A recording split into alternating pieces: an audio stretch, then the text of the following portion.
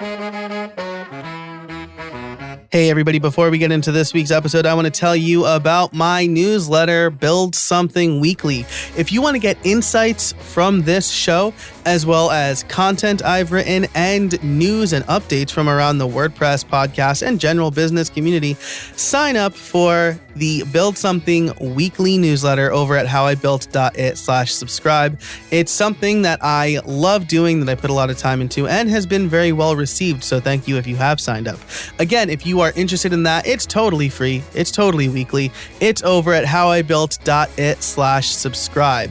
Now, let's get into this week's episode, which is brought to you by Yes Please Coffee, ExpressVPN, Text Expander, and iThemes. Lots of great support for this episode, and there should be, because today I get to talk to Emily Hunkler. Webinars can be a great way to grow your audience, but they are a tough business. And today's guest, Emily Hunkler, is a pro. She's able to host consistent webinars and virtual meetups for GoWP at a time where it helps most, but also at a time where people are experiencing virtual event fatigue. She is doing it right. And in today's episode, Emily lets us in on exactly how she does it. So let's get into that. But first, a word from our first sponsor, Yes Please Coffee. This episode is brought to you by Yes Please Coffee. Upgrade your morning with Yes Please. This fantastic coffee subscription will send freshly roasted beans to your door with no fuss. Pick your size and how often you need beans, and they'll ship you a unique blend of expertly sourced and roasted coffee beans. I've been drinking Yes Please Coffee for a few weeks now, and I have been loving it. Each week, I get to try a new blend of flavors that helps me mix up my mornings. And the best part is I don't have to worry about it. I don't have to go to some new roaster's website, look at all the flavors, wonder if I'm actually going to like it or not, and then finally order. Every week, Yes Please just sends me coffee, and it's new and different and delicious. Each shipment even comes with an info card about the beans and some other information like reading lists and extra stuff that I just enjoy getting in the mail with my coffee. So if you're ready to upgrade your mornings with unique blends of coffee beans, sign up today. Head over to howibuilt.it/yes and use the code HIBI for $5 off your subscription. And don't worry, if you're going on vacation or you have a little too much some weeks, you can skip shipments or cancel anytime. Again, upgrade your mornings with coffee, great coffee, from Yes Please at howibuilt.it/yes and use the code HIBI for $5 off. Fantastic, delicious coffee beans shipped right to you. And now, back to the show. Hey, everybody, and welcome to another episode of How I Built It, the podcast that asks, how did you build that? Today, my guest is Emily Hunkler. She is the Director of Growth at GoWP. Emily, how are you? Thanks for being here. A few weeks ago, as we record this, Brad's episode went live about kind of pivoting during a recession. It was perfectly timed on my part because it came out on the day that the Fed announced we're officially in a recession, which I didn't plan at all, but it worked out. Today, we are talking about creating consistent content, especially for webinars. And I'm focusing on content in season 9 because I think that it's a great organic way to drive more traffic to your business. It's something that I've been trying to do. And webinars have always been interesting to me. You all over at GoWP seem to be doing a really great job of it. So that was a really long intro. But why don't we start off a little bit with who you are and what you do? Sure. So I am Emily Hunkler, like you said, Growth Director at GoWP.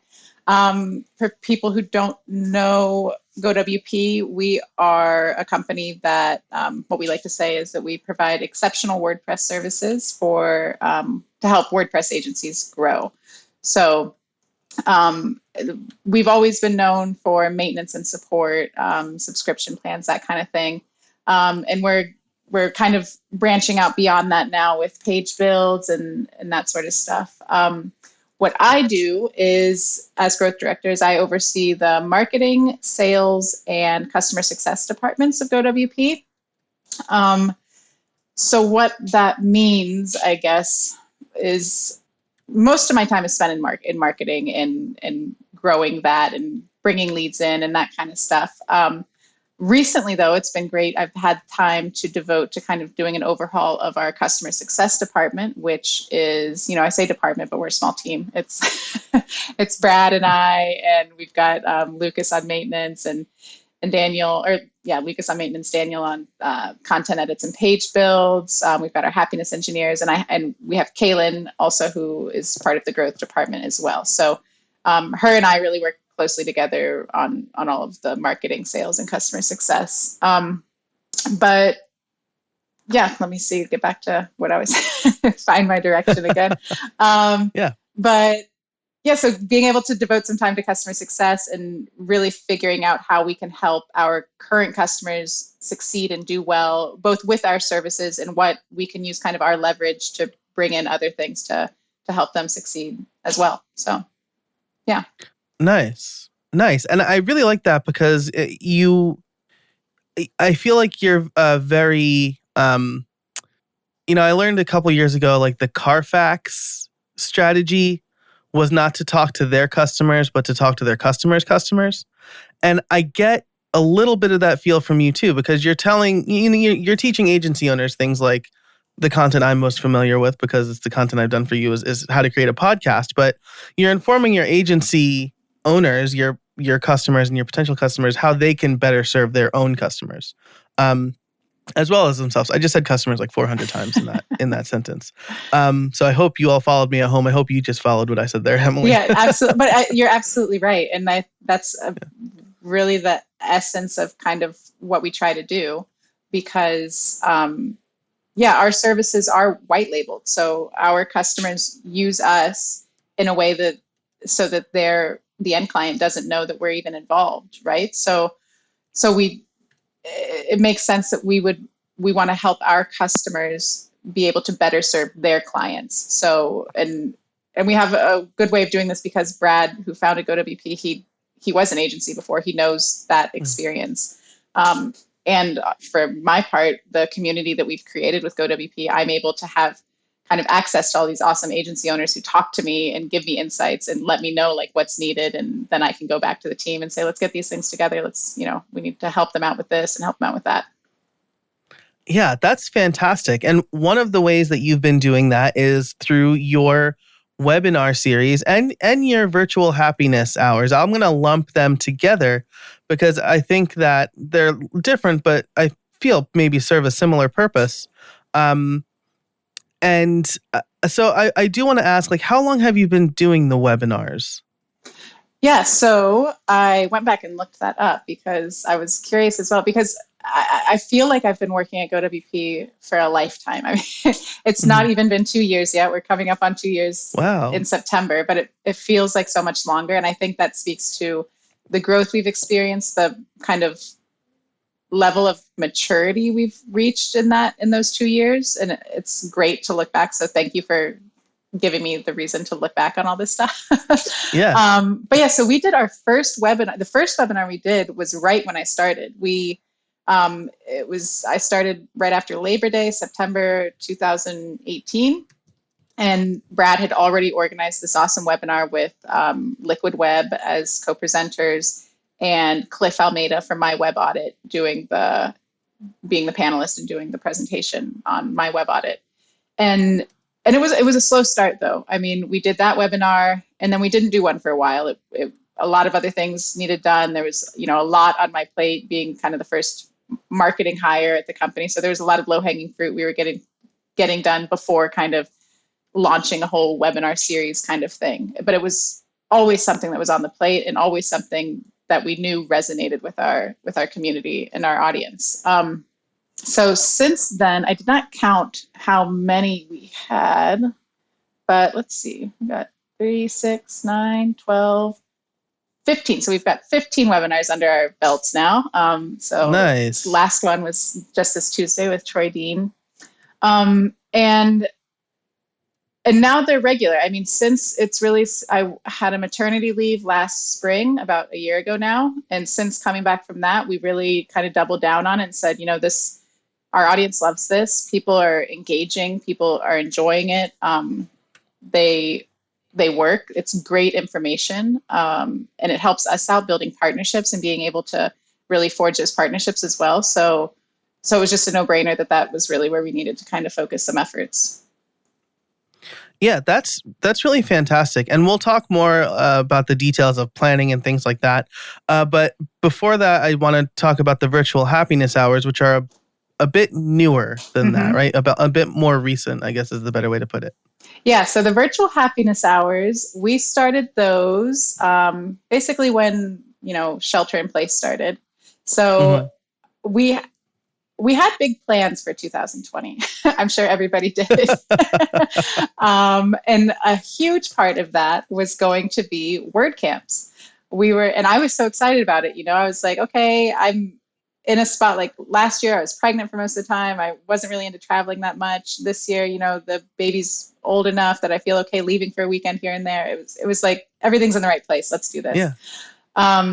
So we went to a couple. We went to WordCamp Phoenix, WordCamp Greenville. Brad went to Miami. I think that might have been all before they did the lockdown. But part of our goals at the WordCamps were to really connect with our partners and any of our customers that were there. So you're able to see the list of attendees and see who's going, and we know who our customers are and who our partners are, and reach out to them and schedule these happiness hours. So we did the first one at WordCamp US in St. Louis last year. And we didn't know if we were going to have, 5 people show up or 20 people show up. And we ended up, I don't think we got a count, but we filled the space completely. We had no more room. So we're like, this is great. Everybody had a great time. We had, the time of our lives, just being able to get real face-to-face time with people. And it was awesome. So we were going to do more of that, but then, we hit WordCamp Phoenix, did one there, and then we couldn't do any more. So we started thinking, how can we still engage our community, still try and forge this sense of, friendship and camaraderie, I guess, without being able to see each other. And that's something that WordPress is about anyway, right? And everybody's missing WordCamps, if for the happiness hours or for the sessions or just for seeing people's faces, the people you see online. So we really wanted to take that and figure out a way to still have that. And so we came up with the idea of just having, a friendly call on a Friday afternoon. For the first one, I reached out to Mike Killen and Christina Romero. And I said, it's probably best if we have a topic, but let's keep it loose. That way, if nobody attends or if nobody is comfortable speaking, this is kind of new for a lot of people. So at least we have something that we can talk about. And I had people on the call that I knew were comfortable talking on a Zoom call. Yeah. And that one was absolutely awesome. Cliff Almeida was there too, I think. Yeah. And they did great. We talked about kind of how agencies are responding to the pandemic, basically, and what kind of struggles there were. So, and people showed up, and it was great. I mean, I think we had 15 to 20 people. We consistently have 15 to 20, 25 people on all the calls. People are talking. New people are coming each week, faces that we don't know that are in the Facebook group. And I love seeing that. I love seeing all the, old faces as well, getting to know those people better and better each week. But the great thing about it, and Brad and I talk every Friday after the call, and we're kind of amazed by how much value there is on those calls. Having people like Mike Killen, Chris Lemma, Christina Romero, Cliff Almeida. We had Troy Dean on one a couple weeks ago. Like, they're there just waiting to, field a question. Like, it's one-on-one time with these brilliant coaches that everybody loves, and a lot of people have paid good money for in the past as well. And you can just get some not one-on-one, but some FaceTime with them and ask your questions and get some great insights. So it's been really good, and people, seems like people are enjoying it. So we're doing it every week. So yeah. Yeah, absolutely. I have sadly missed more than I wanted to because, my wife is a nurse, and She was often working on Fridays, or on the Fridays that she wasn't, I was like, I got to hunker down. Yeah. She is officially on maternity leave, though. She has to, as we record this. So I am back to working full time for probably a week and a half before Yeah. the baby comes. But Get hopefully those juices that means out, I'll yeah. have, yeah, exactly. But hopefully that means I'll have more time to join. I was able to join one, and it was, I mean, we talked gear, and that's Yeah. like my favorite thing ever. So Yeah, that was a great. that's I'm still thinking of ways to reuse that one because there's so much good information on that.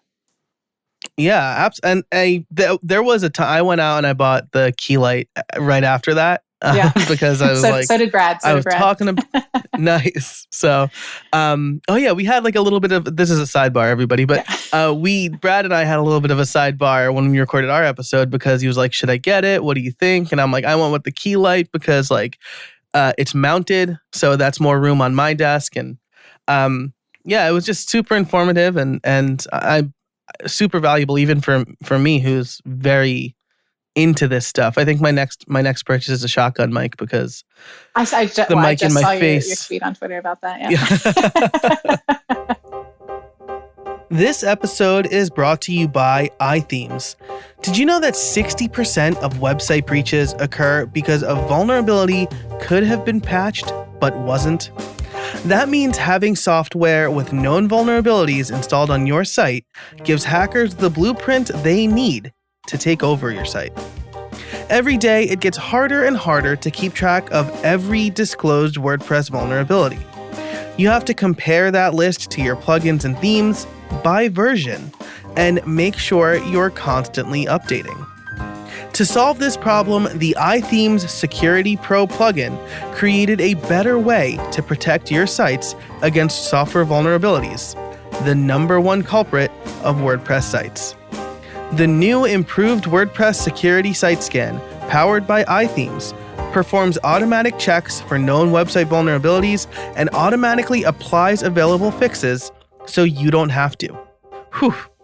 That's some peace of mind. And I could speak personally to this because as somebody who has repaired hacked websites, I know that it could be costly and dangerous to lose information, especially when it's personally identifiable. So iThemes Security Pro also includes a ton of other features to help you keep the bad guys out. Brute force protection, two-factor authentication, passwordless logins, and compromised password protection. Plus a whole lot more to keep you safe. If you want to start securing your sites today, head over to howibuilt.it/ithemes to get the best WordPress security plugin to secure and protect WordPress. iThemes is giving How I Built It listeners a 20% discount by using the code HowIBuiltIt at checkout. Again, that's howibuilt.it/ithemes. That's howibuilt.it/ithemes, and use the code HowIBuiltIt at checkout for 20% off. And now, back to the show. Webinars and the virtual happiness hours provide such high value. So as we get into, this is exciting because I actually get to ask the traditional question of how did you build it? I haven't been able to explicitly ask that in a while.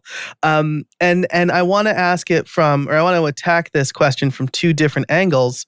How do you come up with content, and what's your actual webinar stack? So let's start with the webinar stack because this is a content focused season, and then we can go deep into coming up with content. Sure. Let me see. So webinar snack.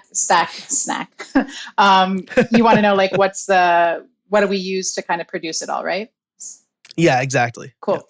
Yeah. So I pulled up my checklist that I have for every time I do a webinar. I have a template card on our board and I have to run through everything. Nice.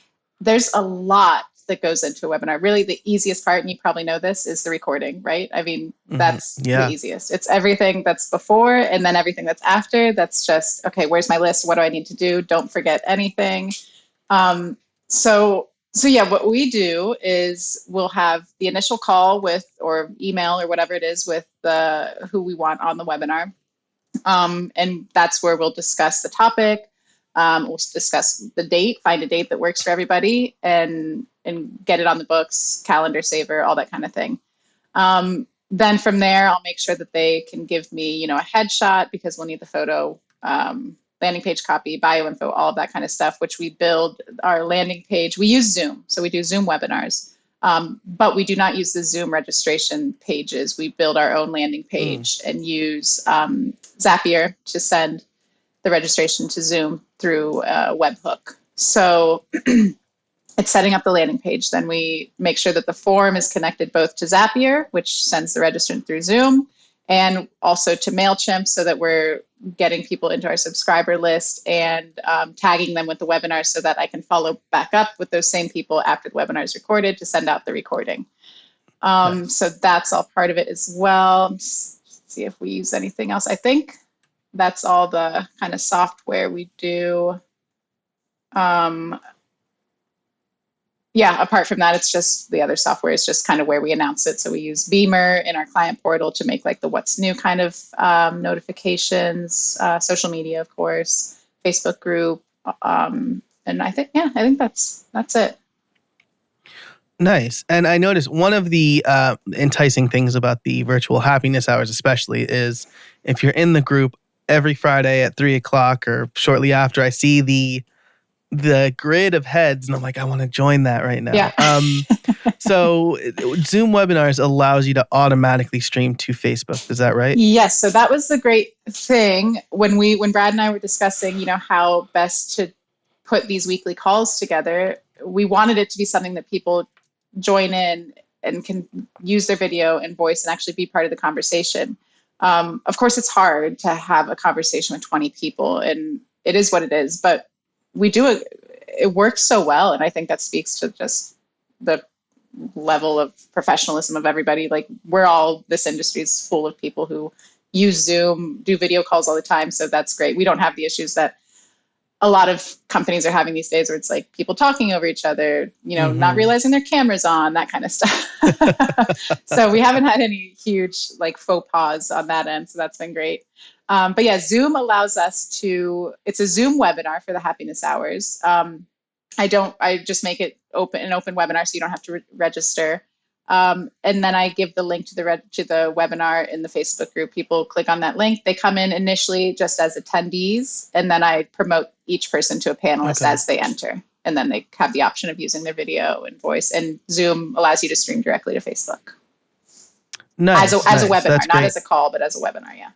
Right. Yeah, that's the important bit here is that Zoom webinars allows you to stream both to Facebook and YouTube, I think. Yeah, that's right. Yeah, cool. So I've been using BeLive for Facebook stuff and Crowdcast for the webinar stuff. But I got a lifetime deal on BeLive. So I'm not really, I paid for it once. But I think if I'm going to continue more on my webinar path, I think I'd like something probably a bit more streamlined, like what y'all are doing over there. Yeah, it's been really great. Yeah, nice.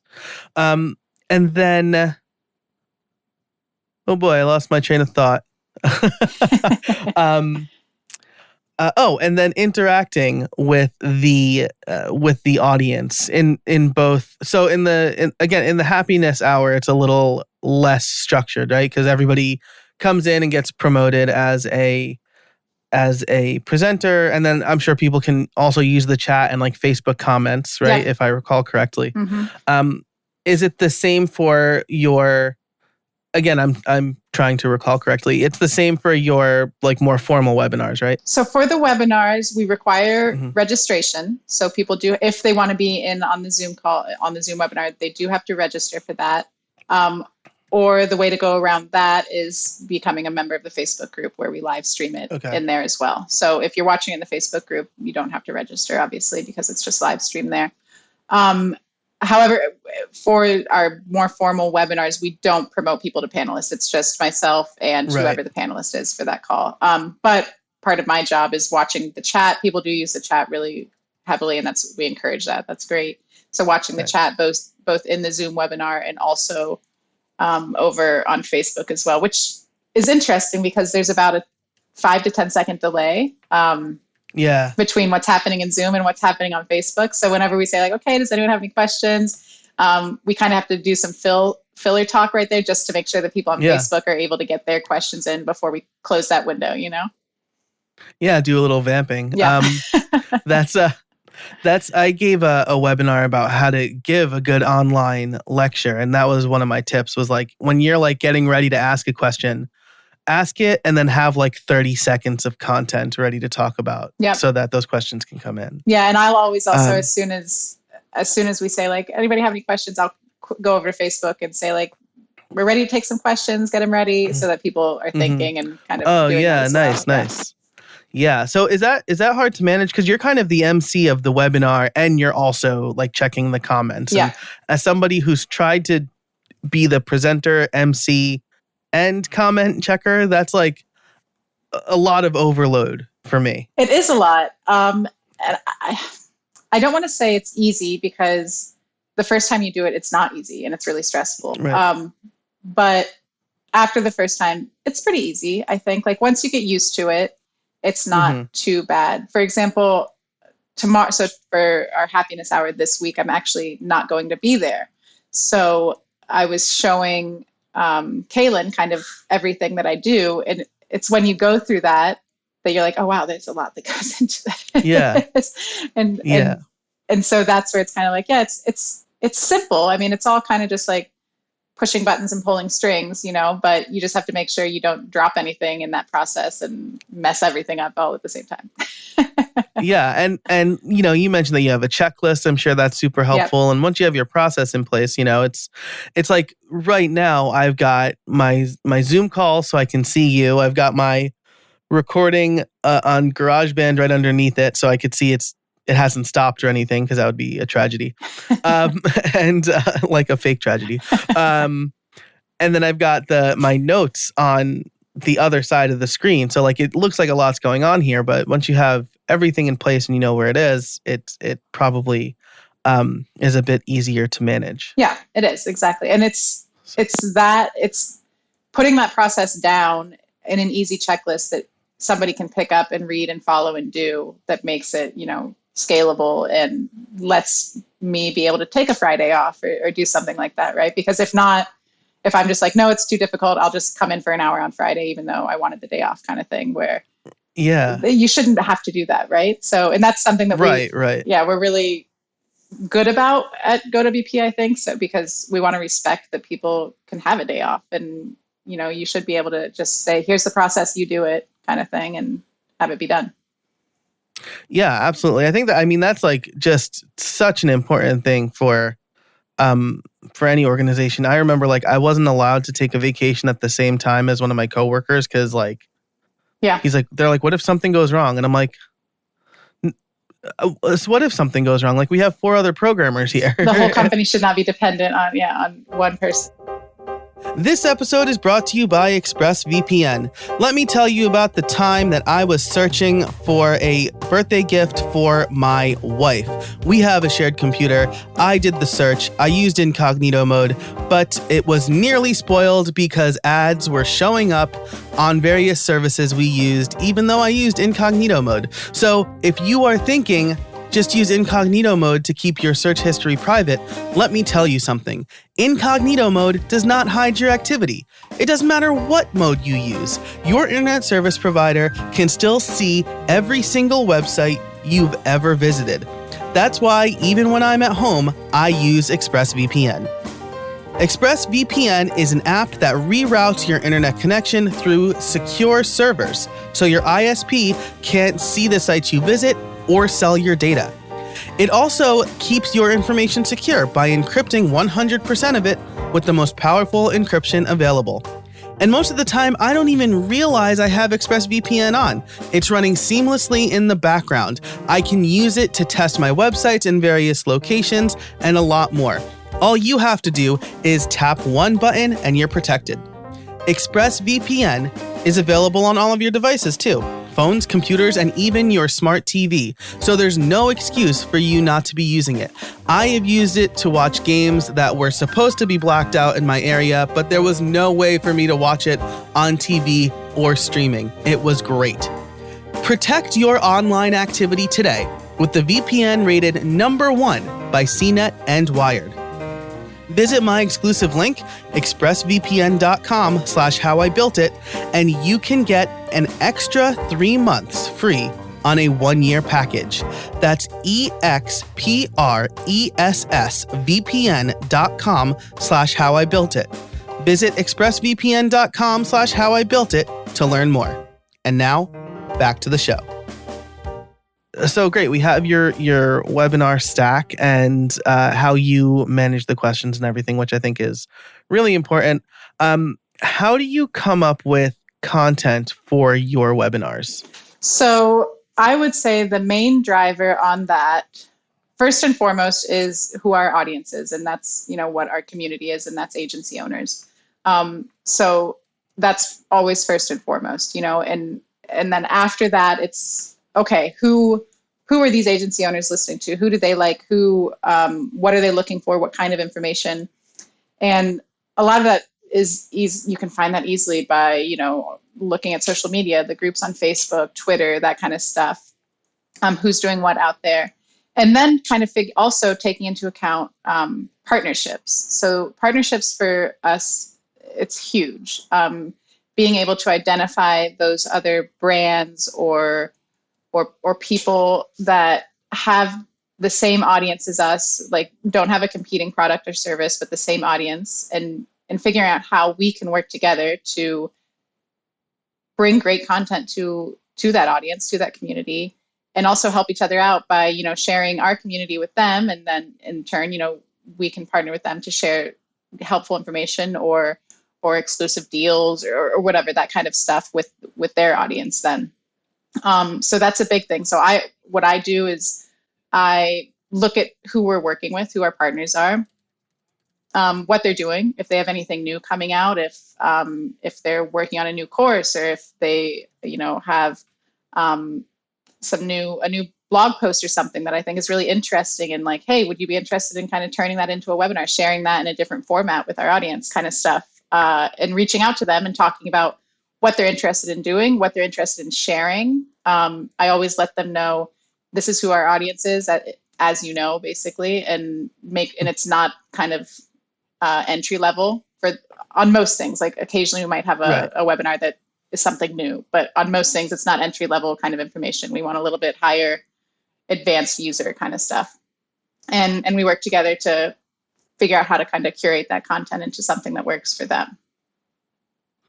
Yeah, that's exactly what I figured from the kind of content I see you putting out. And you did a webinar that's fantastic. With us, so yeah. And I did a webinar with you, yeah. And I knew I didn't just give my here's how to start a podcast. I added some more. I kept the base information, but I added what does this mean for the agency owner? What this could mean for your clients.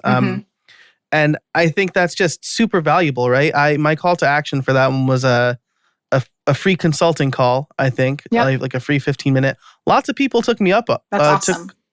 Took me up on that, which was great because I was able to learn from those too. About what people are struggling with and how I can better curate my content. So it was definitely a win-win, which is, I think, really important too. That's super important for us because, like I said, first and foremost, we want it to be quality content for our audience, because if it's not, people aren't going to come back and want to see the next one. We want to have webinars with a good reputation, right? That they put together good webinars. People who are presenting have good quality information. It's well vetted, that kind of stuff. Because if not, we're just going to lose, respectability and kind of all that sort of stuff, reputation that goes a long way. And then after that, it's making it a win-win situation for whoever we're partnering with, so that our community gets something out of it, and so that the person presenting also gets something out of it, right? And so I really try and, check both of those boxes every time. Yeah, absolutely. And what you said is super important. I want to drive this point home is the way you come up with your content is by understanding your audience and maybe even directly reaching out to your audience. So this is a lesson. This was a hard lesson for me to learn somehow. I've implemented it in the last couple of years, but most of my content was just I should write about this because I know about it. And then I started actually including hey, can I ask you one question in my sequences? And again, that's really helped shape my content and make me write better copy, do better episodes, write better sales copy because I know the objections now. And so I just think that's a very important point to drive home and something that you're doing very well. Thank you. And it's intentional big time for me because I don't have an agency owner background. I have a marketing background. I've always worked at, pretty big companies really, where we don't have this opportunity to one-on-one get to know, our customers. I sit in a big office space and, hit the keyboard kind of stuff.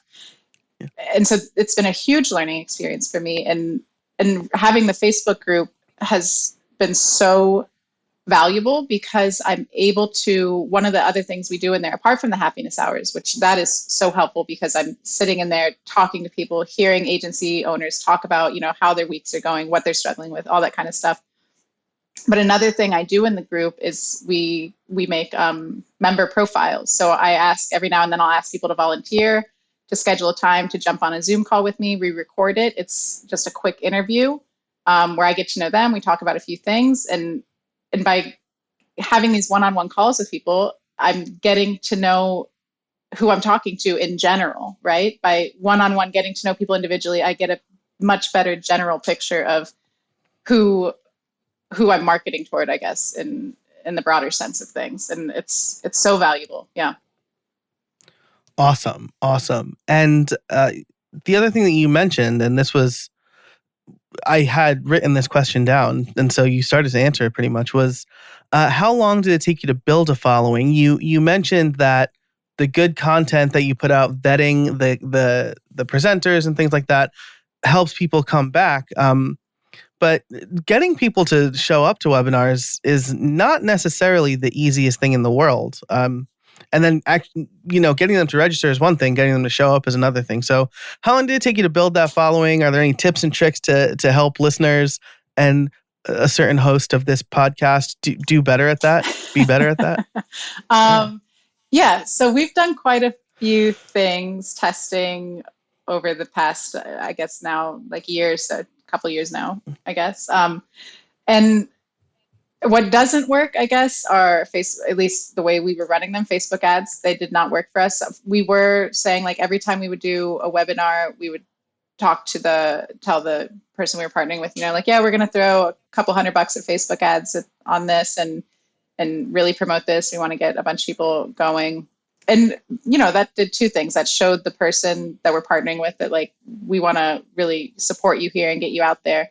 Yeah. And it also hopefully, got more people into our community. But it didn't work. I mean, it wasn't hitting the target audience. Maybe I'm not sure exactly what it was. We tried it several times though, and never figured it out, and just figured we can do better elsewhere.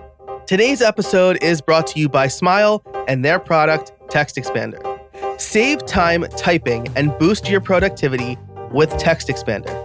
I'm all about automation, and Text Expander is a great way to get started with automation. It allows you to create your own snippets for repetitive text you tend to use everywhere. Add the text, create a snippet, and boom, save precious time and keystrokes. One of my favorite snippets is for my address. So instead of typing out my full address and risking typos, I simply type $ADDR, and Text Expander does the rest, filling in my full address for me. I also have snippets for my street, my city, and my zip code. But that's not all Text Expander does. With its advanced snippets, you can create fill-ins, pop-up fields, and more. You can even use JavaScript or AppleScript. Another one of my favorite and most used snippets is when I type PPT. That will take whatever text I have on my clipboard and convert it to plain text. So I'm no longer fighting formatting when I copy from a Word document, a Google Doc, or a plain HTML page, like a website. I also use it for common links, email messages, which I can completely customize with fill-ins and drop-down menus, and even date calculations. I'm currently writing a book, and Text Expander has been instrumental with that. Text Expander is available on macOS, Windows, Chrome, iPhone, and iPad, so pretty much anywhere you do computing. If you've been curious about trying Text Expander or automation in general, now's the time. As a listener, you can get 20% off your first year. Just visit textexpander.com/podcast and let them know How I Built It sent you. That's textexpander.com/podcast for 20% off your first year. And now, back to the show. I'm very relieved to hear that because I did like Twitter ads for my last webinar and I got like 3 signups and I think 2 were from my mailing list anyway. So like, I'm relieved to hear that it wasn't just like my complete screw up. No, and I've asked, I mean, whenever I do webinars too, I generally ask people like, do you have like, if you have an audience list or, you know, like a lookalike audience list or something that's working, obviously not their targeted subscriber list or anything, but something that's working for Facebook ads, we're happy to like help out that way. And they're like, no, Facebook ads don't work for me. So, so it's kind of the story I'm getting. Maybe, you know, maybe not talking to the right people either, but they work for some people. Yeah. But apart from that, what has really helped us drive registrants is attendees is something different that we'll talk about too, but registrants is making sure that the person you're partnering with is also sharing that they're going to be on this webinar and making that as easy as possible and reaching out to past partners who you've had on webinars and asking them to also help share that you're putting on this new webinar and you'd love for them to share it out to your community. So we try and make that as easy as possible by putting the shareable image together, you know, a graphic that we make and sending that, you know, okay, registration page is up. We're going to be sharing this heavily, promoting it heavily. We'd love you to do the same. Here's some images you can use if you want. You know, here's the URL to the landing page, all that kind of stuff. So make that as easy as possible. And then apart from that, reaching out to past partners and saying, hey, we're doing this webinar. I'd love if you could, you know, if it fits in with, you know, your whatever you're sharing this week, if you could fit that in, that'd be awesome. Really appreciate it. You know, asking for that and with them fully knowing that whenever they come to us, we help as well. So it's really about that reciprocation that makes me feel comfortable to even ask in the first place, I guess, and not feel kind of like slimy, salesy. Like you're hawking your wares. Exactly. Right? Yeah. And that also speaks to making sure it's good content. So people are more willing to share your stuff if they know like, oh yeah, they put out good stuff. So I'm happy to share that. So that goes into that as well. Now attendees, we get decent attendees. I think they say you can count on like 30% of registrants to show up live and that's about where we're at. So I'm comfortable with it. Nice. One thing that our Zoom webinars does is they send a 1-hour reminder email. It's not a 10-minute reminder email. So I feel like that would help, but I'm not able to do that easily at the moment. So I'm not sure, but gotcha. I think for me, like that 10-minute reminder really helps, apart from the hour, but you know, we're hitting that 30% and that's what they say you can expect. So I'm not too concerned. And I always get people, emailing me like, hey, I missed it. Send the recording. Always. So I know people, even if they register, they can't show up. I get it. But they want to see it still. Yeah, that's something I try to include in all of my copy too. Like recording, the replay will be available because that's always the number one question I get. You know, I think we're both on the East Coast of the US, right? And so like I try to pick a good time. 2 p.m. seems to be Eastern, 2 p.m. Eastern. I don't add daylight or savings anymore because people are always like, did you mean? I'm like, you know what I mean. I know. There's a lot of like times, really strict time zone people out there. Yeah, right. It's like, I just mean Eastern time. Yep. And that seems like a sweet spot, right? Because it's like not too late in England. I guess it kind of is. It's like 7 o'clock there, but it's not like midnight. Yeah, there's no sweet spot for Australia though. That's a hard one. There really isn't. Yeah, I've tried to like arrange guests from Australia, and I've either had to be on like super late, or they had to be on super early, or more likely a combination of the two. Yep. So that's tough. So yeah, the having the replay available probably helps drive registrants because then they know that they can consume the content later. So Awesome. Well, we are coming up on time here. And I do need to ask you my favorite question, which is, do you have any trade secrets for us? Let's see. So I feel like maybe you could guess what it is. I don't, maybe it's not much of a secret, but and it's partnerships. I mean, for me, that's really been the key to everything that we've had success with at GoWP. It's having those people that have your back, that want to see you do well, that they feel like that it's reciprocated, that you want them to do well also. And you know that you can just count on them to be your cheerleader, and that you feel good doing the same for them. And it's making sure that those are good partnerships, right? That the people you're partnering with are just as high quality, high value, want to help the community as you are. And if that's not the case, then, don't waste your time with it. It's really, and going out of your way to help them also. Like with some of the people that we partner with, whenever they email, it's always, a quick response, and you say back, like, what can we promote for you? What are you doing right now? What can we promote? Anything we can put in our newsletter this week? Like, what's going on? And just being there and helping out. And that's the key for us. It really is. That's our secret. It's not much of a secret, but it's what works, and it's what helps us grow, really.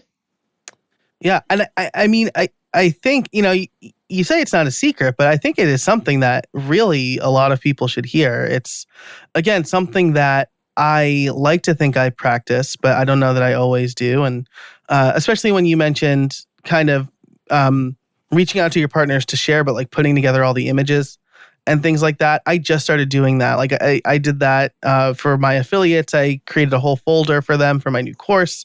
And you want to make it as easy as possible for them. You want to, as you said, make sure that they know that they can count on you too. And again, I think you're just like killing it at that, because I had no hesitation reaching out to you and Brad, for whatever. And I even there are some people that I really know personally, and I'm like, will I feel like I'm bothering them? Yeah, if I you reach don't out want to that them? hesitation. Yeah, you don't. Yeah, and the way to not have that is to reciprocate, right? To know and to let them know 100. And you do, Joe. You do a great job at it as well. And we're happy to have you as GoWP cheerleader, and for us to like cheerlead all of your efforts and your projects as well. And it's because we love what you're doing, and we're not afraid to say that. And that's all part of it. If we're worried to ask somebody for something because the only reason would be is that I would be hesitant that they come back and ask me for something, and I don't know if I'd want to share that, then maybe that's not an ideal partnership, maybe that's not where you should be focusing. Yeah, absolutely. That makes perfect sense. Well, this has been great, Emily. Thank you so much for your time. Where can people find you? So they can find me right now. I'm spending almost all my time in the Niche Agency Owners Facebook group. So I'm there a lot. On Twitter, I am, I rarely say it out loud, I guess, Emalihu.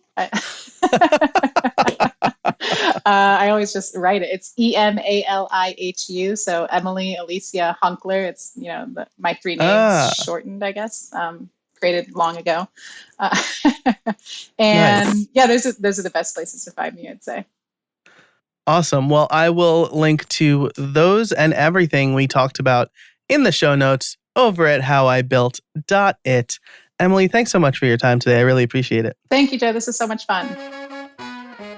Thanks so much to Emily for joining me today. I absolutely love whenever I get to talk to her. She's a lot of fun. She's a pro. She's great. And her trade secrets are just fantastic. I mean, partnerships have been the key to everything. I think that's great. Having those people who have your back, also super important. It's the importance of networking and doing right by the people who you align yourself with. So I loved this episode. It's really helped me shape my perspective on how I want to do live streams and webinars moving forward. And her advice is just super helpful. So definitely check her out. You can find all of the links that we talked about today over at the show notes on howibuilt.it/187. Thanks so much to this week's sponsors, Yes Please Coffee, ExpressVPN, iThemes, and Text Expander. They help me all day, every day. I love that I have their support on this show because it means a lot to me and I really love their products. Now, if you want to learn more about tools I love, as well as insights that we get here on this show and news from around the internet, you can head over to howibuilt.com/subscribe to sign up for Build Something Weekly. As a matter of fact, if you do that, you'll get a nice summary of everything that we've talked about here in written format. So again, that's howibuilt.it/subscribe to sign up for Build Something Weekly. Thanks so much for listening. And until next time, get out there and build something.